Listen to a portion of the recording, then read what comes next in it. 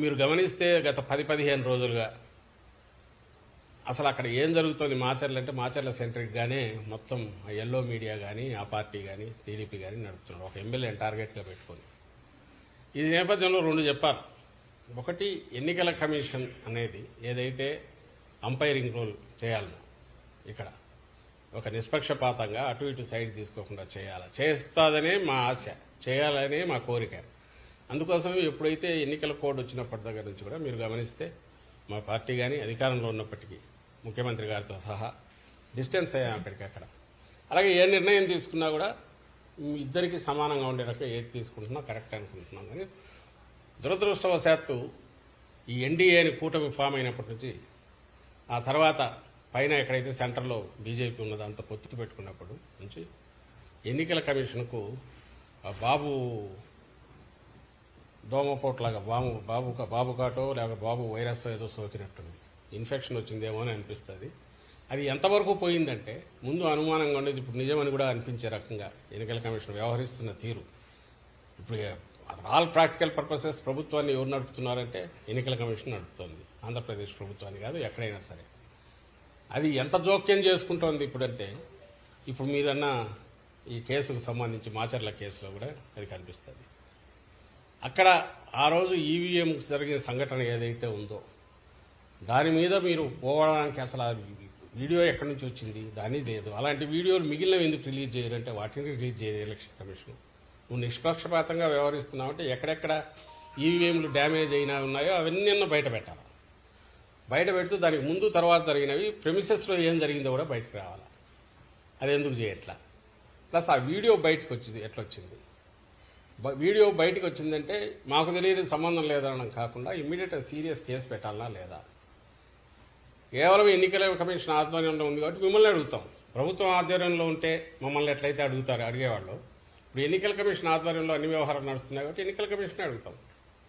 అడిగాం, సమాధానం లేదు. అదే మాచర్ల కాన్స్టిట్యున్సీలో ఇంకా 5-6 చోట్ల ఈవీఎంలు డ్యామేజ్ అయ్యాయి అన్నారు. మరి అవన్నీ ఎందుకు బయట ఫీడ్ రిలీజ్ చేయట్లా? ఇదే పాల్వాయి గేట్ ఎక్కడ అంటున్నారో బయట వీడియోలు మేము చూపించాము, ఎన్నికల కమిషన్కి ఇచ్చాము. ప్రెమిసెస్లో అడ్డంగా కొడుతున్నారు న్యూట్రల్ ఓటర్స్ కానీ, వైఎస్ఆర్సీపీ ఓటర్స్ కానీ, లేకపోతే ఎస్సీ బీసీ మైనారిటీలకు చెందిన ఓటర్లను కానీ రానివట్ల టీడీపీ వాళ్ళు అడ్డంగా కొడుతున్నారు. ఈ కొడుతున్న వాటన్నిటి గురించి దాని గురించి ఏం తీసుకున్నారు? అన్నిటికంటే ముఖ్యంగా ఎవరు రీపోలింగ్ అడుగుతారు? బాధితుడు అడుగుతాడు. ఎందుకు టీడీపీ అడగట్లా? ఎందుకంటే వాళ్ళు కంఫర్టబుల్గా ఉంది కాబట్టి, గుద్దుకున్నారు కాబట్టి, అడ్డంగా వేసుకున్నారు కాబట్టి, రిగ్ చేసుకున్నారు కాబట్టి వాడు అడగట్లా. అఫెక్ట్ అయినారు కాబట్టి మా వాళ్ళు అడుగుతున్నారు. దానికి ఆన్సర్ ఇవ్వాలంటే నువ్వు అన్ని వైపులో చూస్తే తప్ప ఆన్సర్ ఇవ్వలేనప్పుడు ఏకపక్షంగా పోయి కేసు పెట్టి దాని మీద ఇంటీరియం బెయిల్ తెచ్చుకొని అంతవరకు ఎన్నికలు అయ్యేంతవరకు కూడా ఏ యాక్షన్ తీసుకోవద్దని కోర్టు నుంచి తెచ్చుకుంటే, కోర్టును కూడా మోసం చేసే రకంగా కోర్టు డైరెక్షన్ వచ్చిన తర్వాత పాత కేసులు తీసి దాంట్లో మళ్ళీ ముద్దాయిగా పెట్టి 307 పెట్టి ఓ సిఐ 10 రోజులు ఎక్కడి నిద్రపోతున్నాడండి వాడు సిఐ? అతనికి అప్పుడే దెబ్బ తగిలింటే అప్పుడే కదా కేసు ఇది కావాలి. 307 ఇప్పుడు ఎట్లా చేసింది? అది పెట్టి అది కూడా ఇప్పుడు కోర్టుది వచ్చిన తర్వాత మళ్ళీ 3 కేసులు దొరుకుతాయి అంటే వస్తే అరెస్ట్ చేయాలని ఈరోజు దాంట్లో కూడా ఇచ్చినట్టుంది. మళ్ళీ పెడతారో తెలియదు ఇంకొన్ని కేసుల్లో. ఈ విచ్హంటింగ్ కానీ లేదంటే విండిక్టివ్ కక్ష సాధింపుతో కానీ ఎన్నికల కమిషన్ పోవాల్సిన అవసరం ఏమొచ్చింది? దానికి ఎన్నికల కమిషన్ పరిధిలో పనిచేస్తున్న ఇప్పుడు పోలీసు యంత్రాంగం ఎందుకు పోతుంది? ప్రజలు ఆలోచించాలి దీని గురించి. ఇంతకంటే క్లాసిక్ కేసు ఎక్కడన్నా ఉంటుంది? మేము వేగ్గానే అట్లా. రెండవది, ఆ సిఐ తరఫున ఒక అనాథరైజ్డ్ ప్రైవేటు ఒక అడ్వకేట్ లాయర్ వచ్చేసి తను రిప్రజెంట్ చేస్తారు గవర్నమెంట్ దీని నుంచి. ఎవరు పర్మిషన్ ఇచ్చారు? ఎట్లొచ్చాడు తెలియదు. అసలు ఎంతవరకు పోతున్నారంటే బెయిల్ ఇచ్చిన తర్వాత అతను నర్సరావుపేటకు వస్తే అక్కడికి కోర్టు గైడ్లైన్స్ కూడా చెప్పింది, నర్సరావుపేటలో ఉండు, కిందికి పోవద్దని.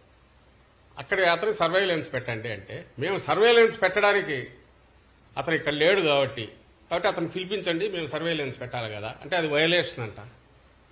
ఏమన్నా అర్థం ఉందండి ఇది? అంటే ఆ ఎక్స్టెంట్కి ఎందుకు పుష్ చేస్తున్నారు? పోనీ అందరి మీద ఇదే చేస్తున్నారా? మరి తాడిపత్రిలో నాకు తెలిసి ఆ అభ్యర్థి మీద కేసులు ఉన్నట్టున్నాయి. కేసులున్నాయి, వాడి జోలికి పోవట్లా. అక్కడ నాన్ అవైలబుల్ పెట్టచ్చు, 3 చేసి అక్కడ చేయట్లా. ఒక్క మాచర్ల మీదే ఇది పెడుతున్నాం. ఇంకా అనుమానాలు రావా? అనుమానాలు రావడం ఏంది? రుజువు కావట్లేదు అక్కడ.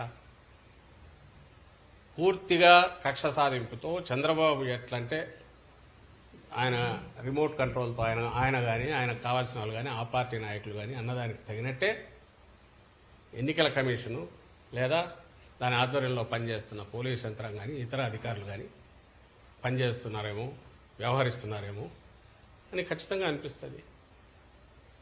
సో ఈరోజు రాలా నిజంగా ఈవీఎం డ్యామేజ్. పోనీ పీఓ ఏమైనా రాశాడా? PO log book main criteria అయినప్పుడు, ప్రాతిపదిక అయినప్పుడు పోలింగ్ ఆగిందని కానీ ఇంకోటని రాశారు. మరుసటి రోజు కేసు పెట్టారు అన్ఐడెంటిఫైడ్ అని కానీ, లేదా పాల్వాయి గేట్ విషయంలో. దాంట్లో లాగ్ బుక్లో రాలే కదా. అదే కదా యాడ్ స్టిక్ మీకు. ఒక వీడియో, పోనీ ఆ వీడియో నువ్వే ఒప్పుకుంటున్నావు, ఈసీ మాకు తెలియదు అది ఎట్లా బయటకు వచ్చిందని. మరి ఒరిజినల్ ఏముంది? రిలీజ్ చేయి. దాంతోపాటు మిగిలిన 6, 7 అన్నీ రిలీజ్ చేయి. తెలిసిపోతుందిగా ఏం జరిగింది అక్కడని. మరి అక్కడ కూడా అదే న్యాయం అప్లై చేయాలిగా. పోనీ సహజ న్యాయం ప్రకారం చూసినా రీపోలింగ్ అడిగిన వాడు టీడీపీ ఎందుకు రీపోలింగ్ అడగట్లేదు? ఎందుకంటే కంఫర్టబుల్గా ఉంది కాబట్టి. మా అభ్యర్థి ఎందుకు అడిగాడు?